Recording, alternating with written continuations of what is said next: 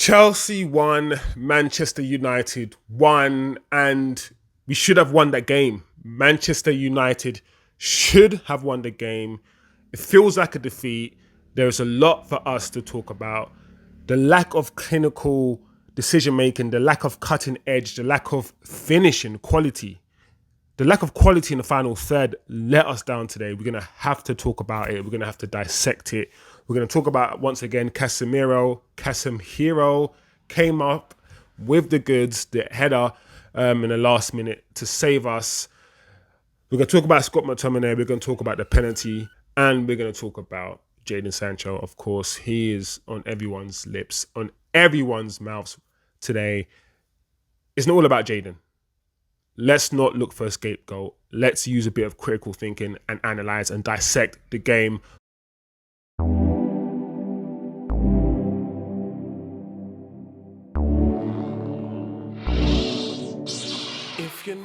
Before we begin, smash the like, turn on the notifications, and if you haven't yet subscribed, please subscribe below.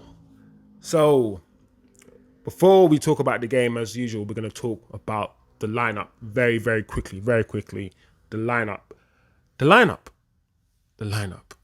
You know, it was basically the same lineup as the game before, but instead, Eriksen on for Fred. Personally, and I like Eriksen, and, you know, I think Eriksen's had a great start to the season. The way he's played this season, he's been probably our most important player. But Ten Hag likes consistency, and I probably would have kept Fred. I probably would have kept Fred and Casem-Hero in the midfield for this game, and maybe bring on Eriksen in the second half, or, you know, because we have enough midfielders, and for me, good enough midfielders now that can play well together, you know, in different combinations. But we started Eriksen. I'm still fine with that. Of course, we know what happened to Ronaldo by now. My point of view, Ronaldo shouldn't have, of course, walked off. It's against the rules. Ten Hag set the rules and he broke them.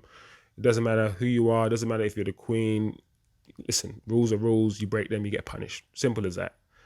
Let's not make excuses. So he got punished.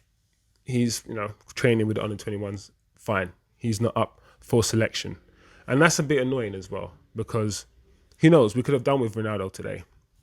But other than that, the lineup, I was pretty okay with the lineup. The lineup was, like I said, practically the same lineup as the game before. The game took a while to settle. Let's be honest, it didn't really settle very quickly. You know, 5 minutes went on, 10 minutes went on, and I still didn't really see any patterns of play between either teams. It looked like two average teams just trying to, you know, get a hold of the game. Around 8 minutes, Luke Shaw had an attempt from far range. But then, you know, we started getting into it. Around 12 minutes, we had a decent passage of play, good movements with Antony, you know, having a shot and the goalkeeper saving it, which led to a corner. And then around 22 minutes, around the 20-minute mark, we started to stretch Chelsea. We started to move the ball comfortably. We started to move the ball confidently. And you can see it, Bruno today, he wasn't giving the ball away, you know, as much as he usually does. He wasn't. He was keeping it short. He was keeping it simple. Antony, when he had the ball, Antony doesn't really lose the ball. If you watch Antony, if he doesn't have anyone, you know, available on the inside, he'll just pass it back. And he's so confident and so comfortable with the ball that, you know, and he's confident in his own ability not to lose the ball, to retain the ball. And that's also very important. And for someone who doesn't look that strong, he's very comfortable with, you know, his back to goal.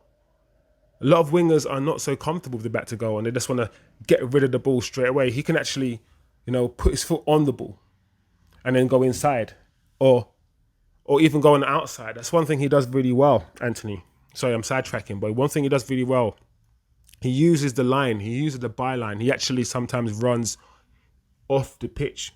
Obviously, the ball remains on the pitch, but he runs off the pitch. And not a lot of wingers do that. So he's very intelligent the way he moves.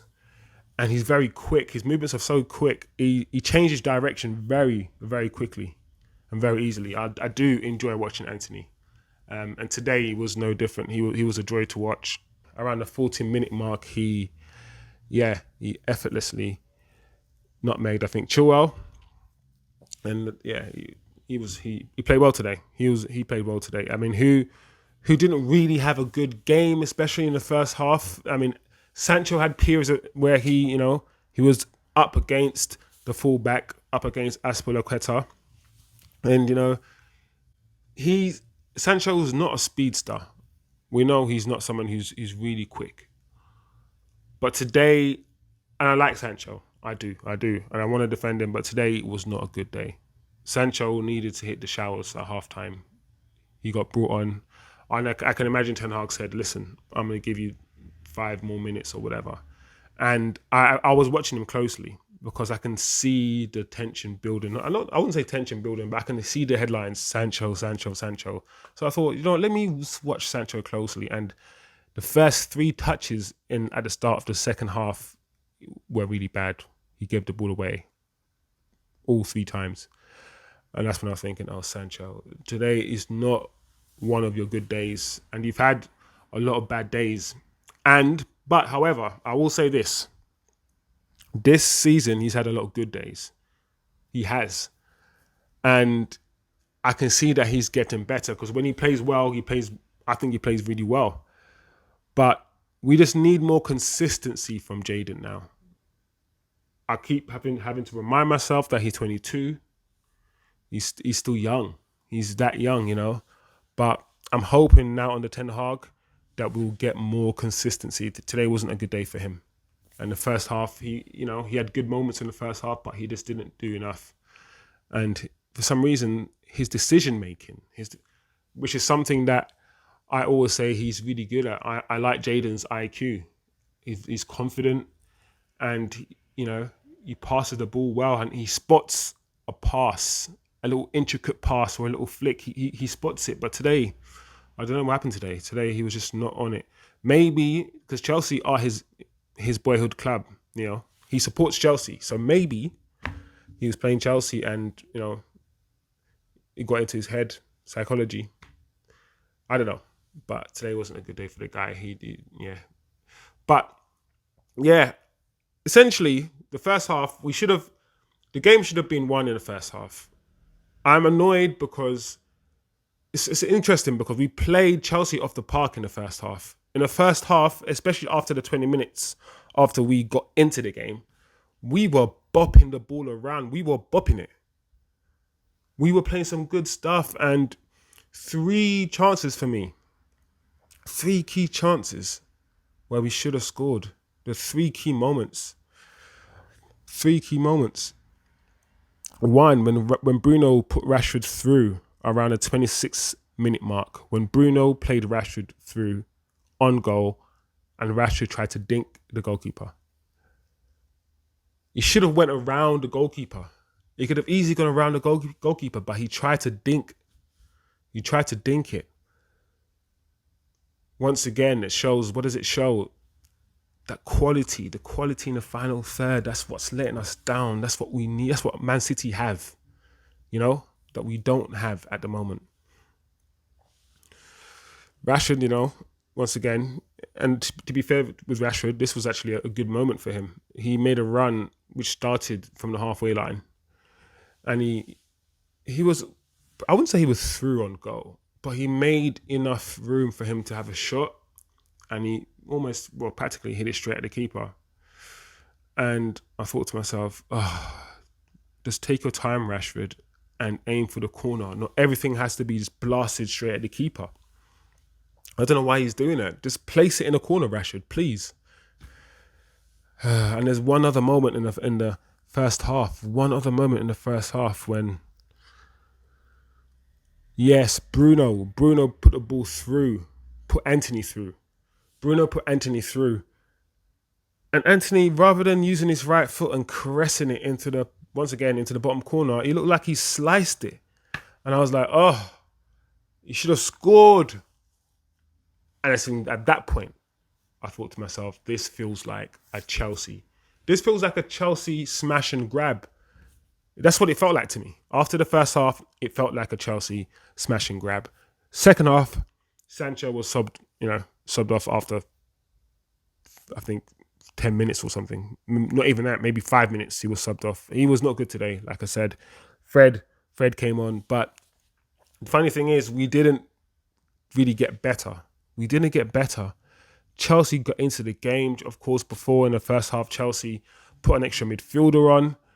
And I mean, if I'm a Chelsea fan, I'll be kind of embarrassed to be fair, because you guys were at home, and in the first half, you guys played like Man United under Oli, counter-attacking team. You guys looked like a Ole Gunnar Solskjaer counter-attacking Man United team, and we were passing the ball and we were bopping it around. I don't even like. Let's just I don't remember David De Gea making too many saves. I really don't. That's what I'm saying. The game felt weird. It's a weird game because it was a 1-1 game, but it wasn't a 1-1 game. United should have won the game, and that's probably why people they celebrated the way they celebrated, because they probably felt vindicated. So vindicated after that. Flipping heck. Chelsea got into the game, like I said, in the second half. In the second half, Chelsea got into the game, and we didn't really have a response. We just kept going back and going back and going back. Our backline just fell deeper and deeper and deeper. We made more changes. Varane got injured, and Lindelof came on for Varane. But it was like just watching two toothless teams. It was like watching two teams that don't score a lot of goals. It was just some decent football here and there, but in the final third, just lacking the quality needed. And that's what it was in the second half. But we allowed Chelsea back into the game. Eriksen went off. Yes, Eriksen went off for Rashford. No, Eriksen and Rashford went off for Elanga and Scott McTominay in the second half, and that didn't really help. And in fact, as we know, it's Scott McTominay that gave away the penalty. And I'm not one of those people who analyse football and say we lost because of Scott McTominay or we drew because of Scott McTominay. I mean, technically, he gave away the penalty, but we should have been 3-1. We should have been 3-0 up. You can't blame the whole game on one moment. Like, there's 90 minutes happen, and while one moment can be very significant, we have to add context. And we should have finished our dinner. We should have finished our dinner. Scott McTominay shouldn't. Come on, Scott, you're better than that.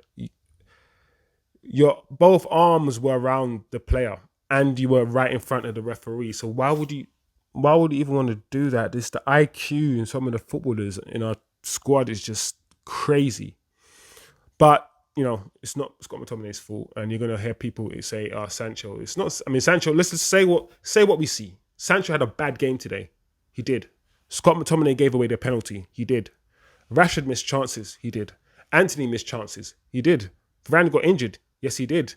Like, all these things happened during the 90 minutes, and it all culminated into the game ending 1-1. So let's stop blaming one player.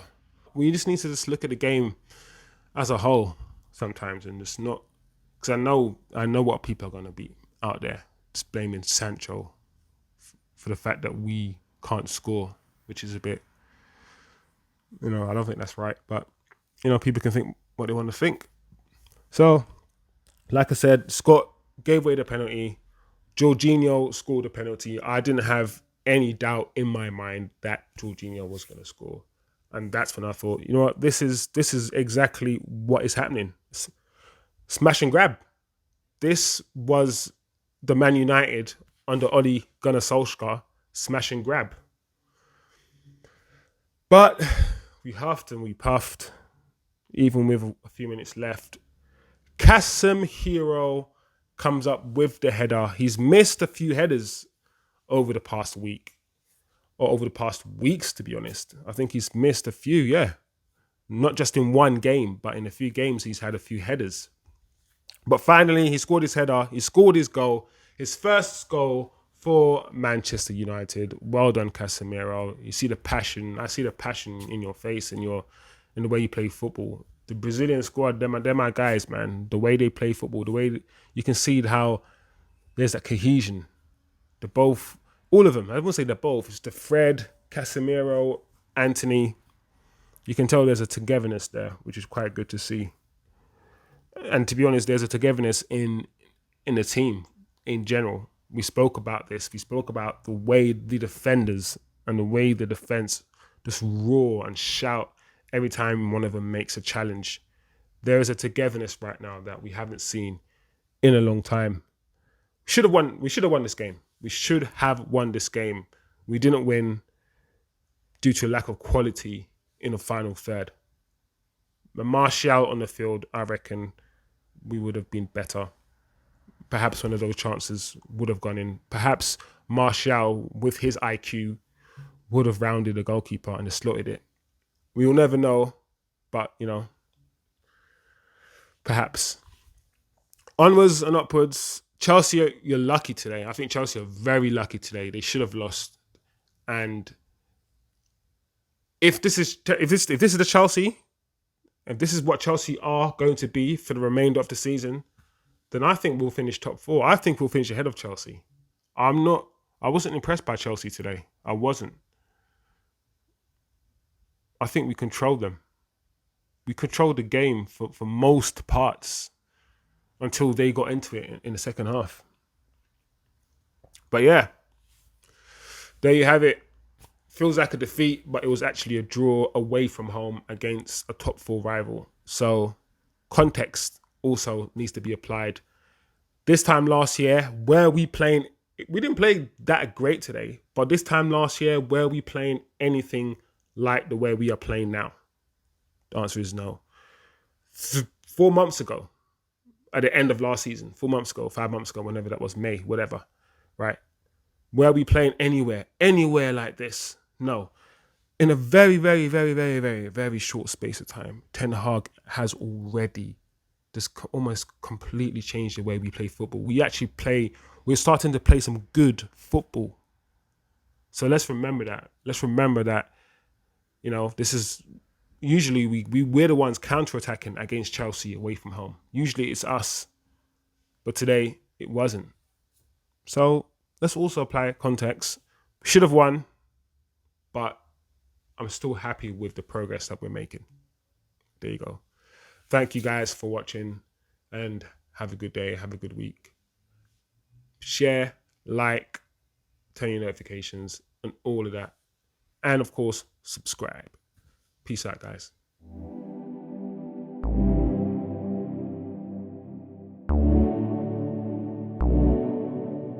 If you're not